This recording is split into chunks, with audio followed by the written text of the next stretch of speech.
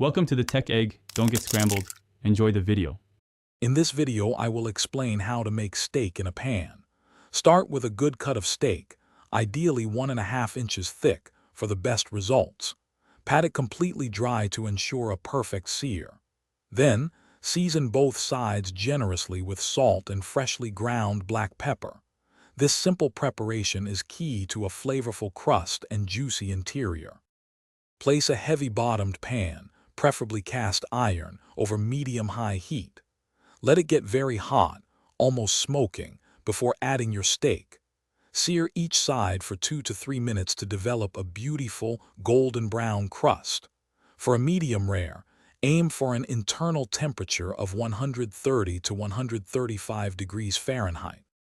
After searing, reduce the heat and add a tablespoon or 2 of butter, along with some crushed garlic and fresh herbs like rosemary or thyme.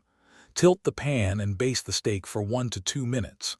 This infuses incredible flavor. Finally, remove the steak and let it rest for 5 to 10 minutes before slicing.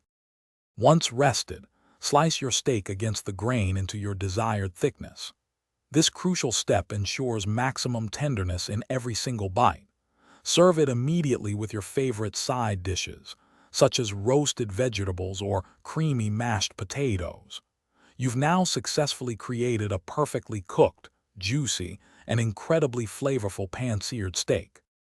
Thanks for watching. Consider subscribing if I helped unscramble your problems.